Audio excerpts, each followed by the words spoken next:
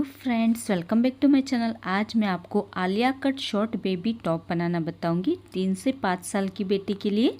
तो देखिए, उसके लिए मैंने ये 1 मीटर कॉटन का फैब्रिक लिया हुआ है और ये फैब्रिक मैंने मीशो से मंगाया है। प्योर कॉटन का फैब्रिक है। तो आप भी अगर इसे लेना चाहते हैं तो इसका लिंक मैं डिस्क्रिप्शन बॉक्स में दे दूंगी, आप चाहे तो परचेस कर सकते हैं।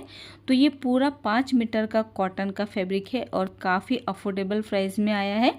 तो आप चाहे तो इसे ले सकते हैं। बहुत ही सॉफ्ट मटेरियल है तो गर्मियों में काफ़ी कंफर्टेबल रहता है। तो सबसे पहले हम टॉप पार्ट की कटिंग करेंगे। तो फैब्रिक को मैंने 4 फोल्ड करके बिछाया है। जो मेरी साइड है वो इसकी बंद वाली साइड है और जो ऊपर की साइड है वो इसकी खुली हुई साइड है। इस तरीके से मैंने इसे 4 लेयर में बिछाया हुआ है। और देखिए, इसकी जो लंबाई मैंने रखी है वो 10 इंच की रखी है। 9 इंच तक की लंबाई हमारी बनकर रेडी होगी। अभी देखिए, शोल्डर के लिए हमें 5 इंच पर निशान लगाना है क्योंकि हम आगे से डीप नेक बनाने वाले हैं और स्लीवलेस टॉप भी बनाने वाले हैं, इसलिए शोल्डर हमें 5 इंच का लेना है। और आर्म होल की लंबाई के लिए भी हमें 5 इंच पर ही निशान लगाना है। 5 इंच पर निशान लगाते हुए एक सीधी लाइन ड्रॉ कर देनी है। जितना हमने शोल्डर लिया है उतना ही हमें आर्म होल भी लेना है। अभी यहाँ से हम चेस्ट का मेज़रमेंट लेंगे। तो आपकी बेटी की चेस्ट का जो भी मेज़रमेंट हो उसका चौथा भाग करना है और उसमें हमें 2 इंच ऐड कर देना है सिलाई मार्जिन के लिए। तो मैंने 9 इंच पर निशान लगाया है। चेस्ट का 4th पार्ट करना है और 2 इंच एक्स्ट्रा लेना है सिलाई मार्जिन के लिए। अभी बैक आर्म होल के लिए हमें 1.5 इंच पर निशान लगाना है और फ्रंट आर्म होल के लिए 1 इंच पर निशान लगाना है और दोनों निशानों पर हमें राउंड शेप ड्रॉ कर देना है फ्रंट और बैक आर्म होल के लिए। अभी नीचे से हमें बेबी की कमर की चौड़ाई का चौथा भाग करना है और उसमें भी हमें 2 इंच एक्स्ट्रा लेना है सिलाई मार्जिन के लिए। तो मैंने 8 इंच पर निशान लगाया है। वेस्ट का 4th पार्ट करना है और 2 इंच एक्स्ट्रा लेना है। अभी साइड से भी हमें इस तरीके से लाइन ड्रॉ कर देनी है। अभी देखिए, गले की चौड़ाई के लिए हमें 2.5 इंच पर निशान लगाना है क्योंकि हम आगे से डिप नेक बनाने वाले हैं। तो गले की चौड़ाई हमें 2.5 इंच की लेनी है और पीछे की गले की लंबाई के लिए हमें 3 इंच पर निशान लगाना है और आगे की गले की लंबाई के लिए हमें 4 इंच पर निशान लगाना है। पीछे की गले की लंबाई 3 इंच और आगे की गले की लंबाई 4 इंच लेनी है। पीछे के गले के लिए राउंड शेप ड्रॉ करना है और आगे के गले के लिए हमें वी शेप ड्रॉ करना है। अभी सबसे पहले हमें बैक नेक और बैक आर्म होल से इसकी कटिंग कर देनी है। तो ये देखिए, मैंने इसकी कटिंग कर दी है। अभी कटिंग करने के बाद हमें इसमें से एक पार्ट को निकाल लेना है और एक पार्ट को निकालने के बाद हम इसे वापस से डबल फोल्ड कर लेंगे और फ्रंट नेक और फ्रंट आर्म होल की कटिंग कर देंगे। तो ये देखिए, मैंने कटिंग कर दी है। अभी देखिए, क्योंकि हम आलिया कट टॉप बना रहे हैं इसलिए हमें आलिया कट का शेप भी ड्रॉ करना होगा। तो नीचे से ऊपर की तरफ हमें 3.5 इंच पर निशान लगाना है। देखिए, नीचे से ऊपर की तरफ हमें 3.5 इंच पर निशान लगाना है और जहाँ पर हमने फिटिंग के लिए निशान लगाया है उस निशान के साथ हमें इस तरीके से तिरछी लाइन ड्रॉ कर देनी है। ये देखिए, इस तरीके से, और हमें इसकी कटिंग कर देनी है। तो ये हमारा आलिया कट शॉर्ट टॉप का शेप हो जाएगा। और देखिए, खोलने के बाद हमारा टॉप पार्ट का आगे वाला शेप कुछ इस तरीके से नज़र आएगा।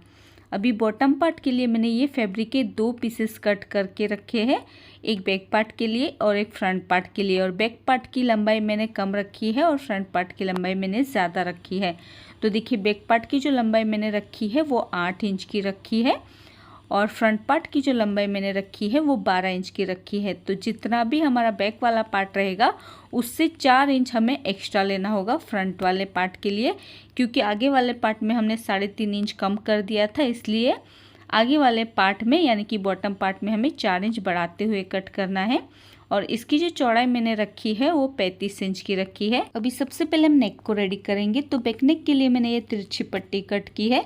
तो सीधी साइड से ही गले के ऊपर हमें पट्टी को रखना है और इसके ऊपर हमें सिलाई लगानी है और पट्टी को डबल फोल्ड करते हुए उल्टी साइड पर पलट देना है। और देखिए, फ्रंट वाला जो नेक है उसके लिए मैंने ये उसी शेप की यानी कि वी शेप की अलग से पट्टी कट की है। तो उसे हमें गले के ऊपर इस तरीके से रखना है, वी शेप को अच्छे से सेट करते हुए, और इसके वी शेप में हमें सिलाई लगानी है। उसके बाद जो पट्टी की तीनों साइड की बॉर्डर है उसे आधा इंच तक अंदर की तरफ फोल्ड करते हुए एक सिलाई लगाएंगे और पट्टी को उल्टी साइड पर पलट देना है।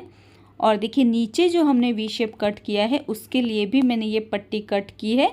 इस तरीके से अगर हम पट्टी लगाकर बॉटम का पार्ट अटैच करते हैं तो हमारा जो यू कट है यानी कि जो आलिया कट है उसका शेप बहुत ही फिनिशिंग से आता है। वो किस तरीके से करना है वो मैं आपको आगे बताऊंगी। तो देखिए पट्टी को इस तरीके से रखना है और इसके ऊपर हमें सिलाई लगा देनी है और पट्टी की बॉर्डर को फोल्ड करते हुए एक सिलाई लगाएंगे। उसके बाद हमें पूरी पट्टी को उल्टी साइड पर पलट देना है। इस तरीके से नीचे वाली साइड पर भी हम पट्टी को अटैच कर लेंगे। तो देखिए मैंने बैक नेक पर पट्टी अटैच कर ली है और फ्रंट नेक पर भी मैंने पट्टी को अटैच कर लिया है और नीचे वाले शेप में भी मैंने पट्टी को अटैच कर लिया है। ये देखिए इस तरीके से उल्टी साइड से बाद में हम इसमें हैंड स्टिच कर देंगे नेक के ऊपर भी और जो वी शेप हमने नीचे की साइड कट किया है उसके ऊपर भी। अभी देखिए हमें बॉटम पार्ट को अटैच करना है। तो सबसे पहले ये जो बैक वाला बॉटम पार्ट है उसके ऊपर हमें आधा इंच का गैप रखते हुए बड़ा टाका करके इसमें सिलाई लगानी है गैदर्स बनाने के लिए। और देखिए ये जो फ्रंट वाला पार्ट है बॉटम का उसके ऊपर हमने 4 इंच एक्स्ट्रा लिया था तो पहले हमें 4 इंच पर निशान लगा देना है।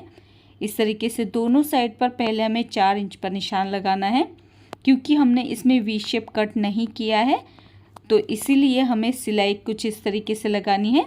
4 इंच पर निशान लगाते हुए एक सीधी लाइन ड्रॉ कर लेंगे और उसके ऊपर हमें 3 से 4 लाइन और ड्रॉ करनी है और जितनी भी लाइन हमने ड्रॉ की है उसके ऊपर हमें बड़ा टाका करके सिलाई लगानी है गैदर्स बनाने के लिए।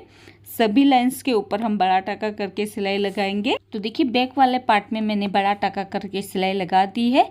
अभी हमें एक धागे को हल्के हल्के खींचना है और इसकी गैदर्स बनाते जाना है।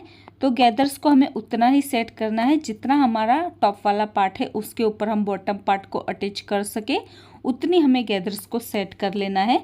तो देखिए इस तरीके से मैंने गैदर्स को सेट कर लिया है।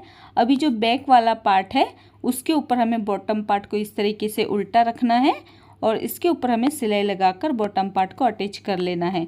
उसके बाद देखिए ये जो फ्रंट वाला पार्ट है बॉटम वाला उसके ऊपर मैंने 4 से 5 सिलाइयाँ लगा दी है बड़ा टाका करके।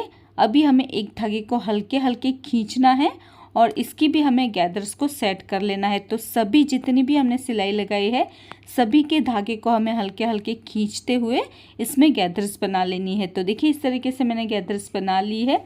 अभी जो हमारा टॉप वाला पार्ट है फ्रंट वाला जो टॉप वाला पार्ट है उसे हमें इसके ऊपर सेट करना है। तो देखिए जहाँ तक हमने 4 इंच पर निशान लगाया है वहीं तक हमें इसे सेट करना है। देखिए किनारी वाला पार्ट हमें इस तरीके से रखना है और सेंटर वाला पार्ट बिल्कुल सेंटर में रखेंगे। दोनों साइड की किनारी वाला पार्ट इस तरीके से रखेंगे और इसे हमें पिन से सिक्योर करना है ताकि हमें सिलाई लगाने में आसानी हो। तो पिन से सिक्योर करने के बाद ही हमें इसमें सिलाई लगानी है। तो देखिए इस तरीके से पिन से सिक्योर करने के बाद हमें इसी शेप में इसके ऊपर सिलाई लगा देनी है। इस तरीके से हम अगर बॉटम का पार्ट अटैच करते हैं तो हमारा वी शेप बहुत ही फिनिशिंग से आता है। तो देखिए बैक वाले पार्ट को मैंने अटैच कर लिया है और इसी शेप में यानी कि वी शेप में मैंने इसमें सिलाई लगा दी है। अभी देखिए क्योंकि हमने फ्रंट वाले बॉटम पार्ट की वी शेप में कटिंग नहीं की थी इसलिए इसे अटैच करने के बाद दोनों साइड से जितना भी एक्स्ट्रा फैब्रिक बचता है उसकी हमें इस तरीके से कटिंग कर लेनी है सिलाई लगाने के बाद। तो देखिए इस तरीके से मैंने कटिंग कर ली है और परफेक्ट वी शेप में हमारा ये टॉप पार्ट बन गया है यानी कि फ्रंट का पार्ट रेडी हो चुका है। अभी जितनी भी हमने बड़ा टाका करके सिलाइयाँ लगाई थी उसे हमें निकाल लेना है। तो बड़ा टाका करके सिलाई लगाने से ये बहुत ही आसानी से हमारी सभी सिलाइयाँ निकल जाएंगी। बीच वाली सभी सिलाई को हमें निकाल लेना है और अच्छे से इसे प्रेस लगाकर सेट कर लेना है।